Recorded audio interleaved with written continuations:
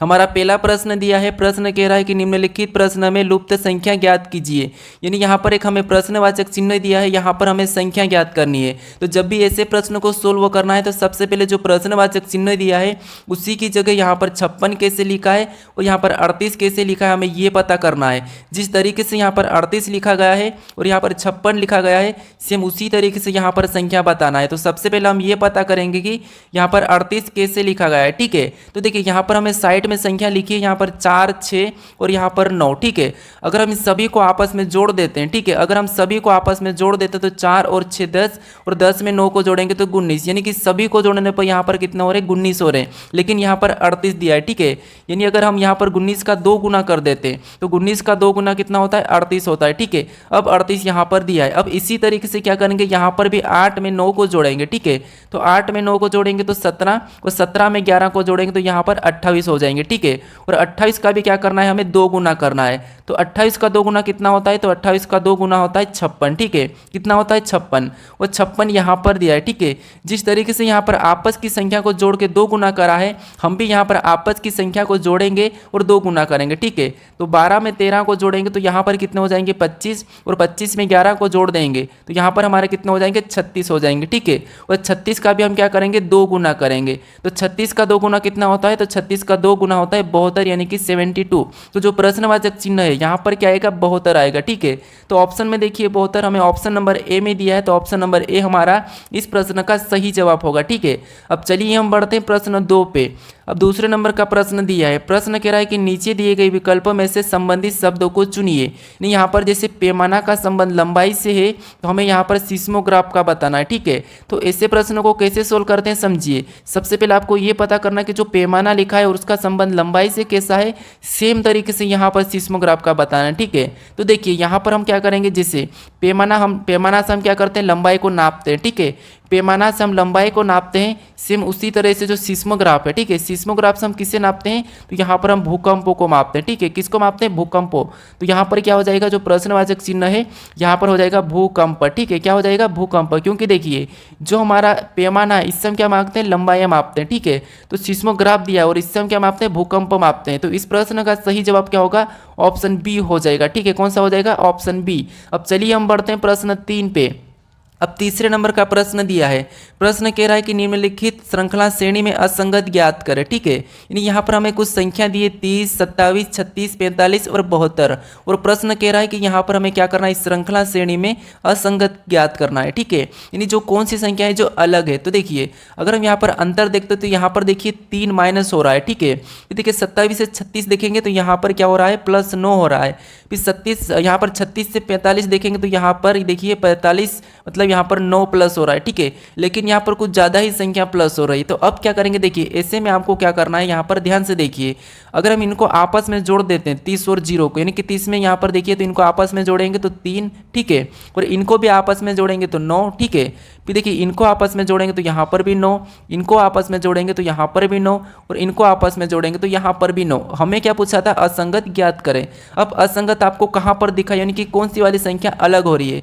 तो इनका योग 9 आ रहा है, इनका भी योग 9 आ रहा है, इनका भी योग 9 आ रहा है, इनका भी योग 9 आ रहा है, लेकिन हमारा जो 30 है, ठीक है, इसका योग कितना आ रहा है, 3 आ रहा है। तो इसीलिए हमारा असंगत कौन सा हो जाएगा, 30 हो जाएगा। ऑप्शन में देखेंगे तो ऑप्शन हमारे ए में दिया है, तो ए वाला हमारा सही जवाब होगा। ठीक है, अब चलिए हम बढ़ते हैं प्रश्न 4 पे। अब चौथे नंबर का प्रश्न दिया है, प्रश्न कह रहा है कि यदि यहाँ पर EI, ठीक है, ENCRYPT को किसी कोड में VMXIB के G लिखा जाता है तो ARC को उसी कोड में क्या लिखा जाएगा, ये प्रश्न पूछा है।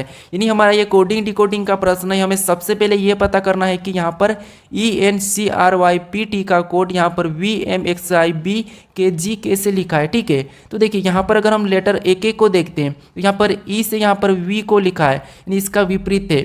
N से यहाँ पर M को लिखा है, यानी इसका विपरीत है। ठीक है, C से यहाँ पर X को लिखा है तो ये भी इसका विपरीत है। R से यहाँ पर I को लिखा है, ये भी इसका विपरीत है। यहाँ पर देखिए यहाँ पर B लिखा है Y का, वो भी उसका विपरीत है। P से यहाँ पर K लिखा है, ये भी विपरीत है, और T से यहाँ पर G लिखा है, ये भी विपरीत है। यानी कि सभी की सभी लेटर क्या है, एक दूसरे के विपरीत है। अगर आपको विपरीत नहीं नहीं पता तो आप क्या करोगे, कॉपी में ए से लगा के यहाँ पर ए बी सी ऐसा कुछ लिख के आप क्या करना है, एम तक लिखना है, ठीक है।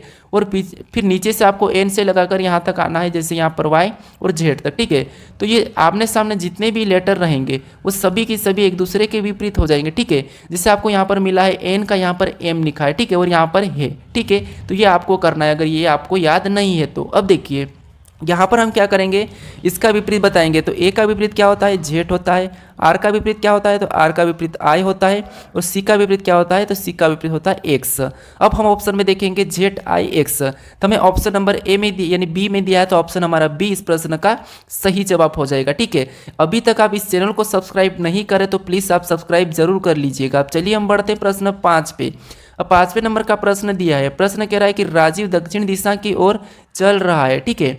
वहाँ 2 बार दाई ओर मुड़ता है और फिर दाई ओर मुड़ता है। अब वहाँ उसके सम्मुख कौन सी दिशा में, यानी दोस्तों देखिए ये प्रश्न कह रहा है कि राजेश दक्षिण दिशा में चल रहा है, यानी देखिए दिशा में आपको पता होना चाहिए। जैसे दिशा हमारी 4 प्रकार की रहती है, जैसे ऊपर की ओर उत्तर, नीचे दक्षिण और राइट में पूर्व और लेफ्ट में पश्चिम, ठीक है। अब देखिए यहाँ पर प्रश्न कह रहा है कि राजीव दक्षिण दिशा की ओर चल रहा है, तो मान लीजिए यहाँ से राजीव दक्षिण दिशा में चल रहा है, ठीक है।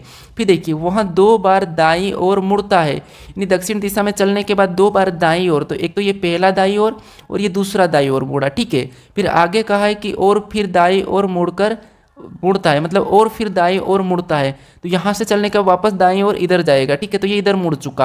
अब देखिए अब उसके सम्मुख कौन सी दिशा में, यानी ये प्रश्न कह रहा है कि अब राजेश का मुख किस दिशा में, तो राजेश अभी इस दिशा में जा रहा है। तो देखिए दिशा देखिए दक्षिण है, फिर इधर गया, फिर इधर गया और इधर वापस जा रहा है, तो ये कौन सी हो जाएगी, पूर्व हो जाएगी, ठीक है। यानी कि राजेश कौन सी दिशा में जा रहा है, पूर्व में जा रहा है। तो ऑप्शन में देखेंगे पूर्व हमारी ऑप्शन सी में दिया है, तो ऑप्शन सी हमारा इस प्रश्न का सही जवाब हो जाएगा, ठीक है। अब चलिए हम बढ़ते प्रश्न 6 पे। अब 6 नंबर का प्रश्न दिया है। प्रश्न कह रहा है कि यदि 3 स्टार 2 बराबर 25, 8 स्टार 7 बराबर 255, यहाँ पर 25, फिर तो 7 स्टार 2 बराबर एक प्रश्नवाचक चिन्ह देके बताया, ठीक है।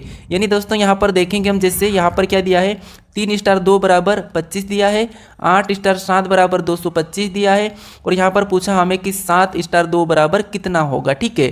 तो देखिए ऐसे प्रश्नों को कैसे सोल्व करना है, सबसे पहले हमें ये पता करना है कि यहाँ पर 2 स्टार 3 बराबर, यानी कि 3 स्टार 2 बराबर यहाँ पर 25 कैसे लिखा है, ठीक है।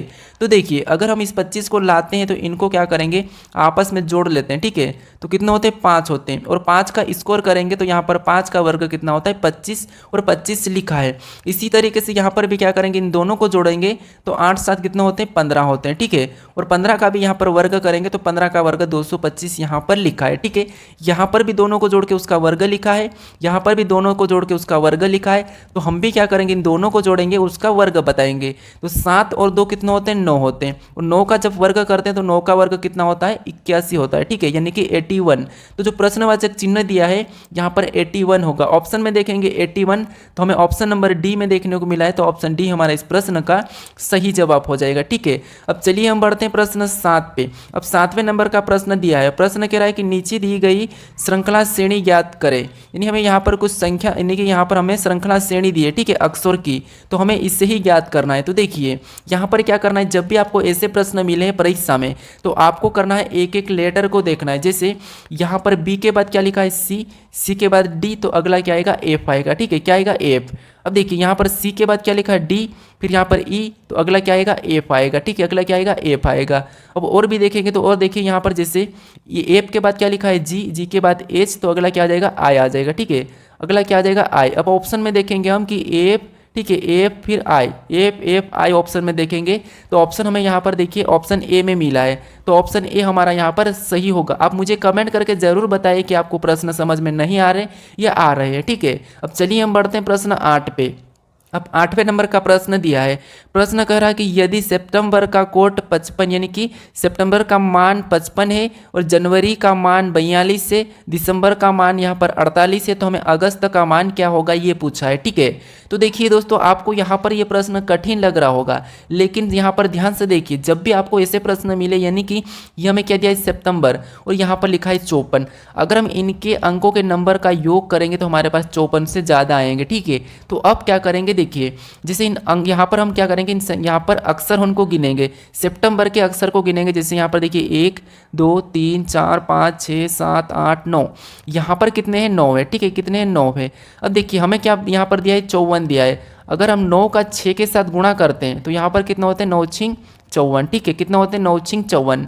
अब देखिए यहाँ पर 54 दिया है, सेम तरीके से हम जनवरी का गिनेंगे, जैसे 1 2 3 4 5 6 7, यहाँ पर क्या दिया है 7 दिया है, और 7 को भी अगर 6 गुना करते हैं तो 7 का 6 यानी कि 7 छंग 42, ठीक है, और 42 भी यहाँ पर जनवरी का कोड दिया है। सेम तरीके से पता करेंगे दिसंबर का, तो दिसंबर में गिनेंगे 1 2 3 4 5 6 7 8, यहाँ पर कितने 8 है, और 8 का भी क्या करके देखते हैं हम 6 गुना करके देखते हैं, तो 8 छंग कितने होते हैं 48 होते हैं, ठीक है, और 48 भी यहाँ पर दिया है। अब आपको यहाँ पर पता चला होगा कि इनके अक्षरों को गिन के उनका 6 गुना करना है। जैसे यहाँ पर गिनेंगे 1 2 3 4 5 6, यानी अगस्त में कितना अक्षर है 6, तो यहाँ पर 6 करेंगे और 6 का 6 गुना कर देंगे, तो 6 का 6 गुना कितना होता है 36 होता है, ठीक है, तो जो अगस्त का कोड वो क्या होगा 36 होगा। ऑप्शन में देखिए 36 हमें ऑप्शन नंबर डी में मिला है, तो ऑप्शन नंबर डी हमारे इस प्रश्न का सही जवाब होगा, ठीक है। अब चलिए हम बढ़ते हैं प्रश्न 9 पे। अब 9वें नंबर का प्रश्न दिया है, प्रश्न कह रहा है कि निम्नलिखित प्रश्न आकृति का XY रेखा प्रतिबिंब बताइए। यानी दोस्तों इस आकृति का प्रतिबिंब इधर साइड कैसा बनेगा यह हमें पूछा है, ठीक है।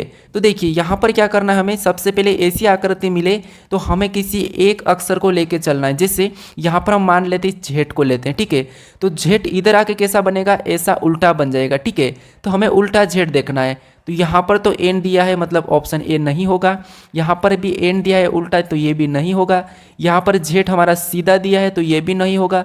हमें उल्टा जेड सिर्फ कहाँ पर दिया है, तो देखिए यहाँ पर दिया है, ठीक है, क्योंकि तो ये भी तो हमारा सीधा ही जेड, यहाँ पर भी सीधा है और ये उल्टा एन है, तो हमें ऑप्शन नंबर कहाँ पर मिला है, डी में मिला है, तो ऑप्शन डी हमारा यहाँ पर सही होगा, ठीक है। इस तरीके से अगर प्रश्न को सोल्व करोगे तो आप कुछ ही सेकंड में सोल्व कर लोगे। अब चलिए हम बढ़ते हैं प्रश्न 10 पे।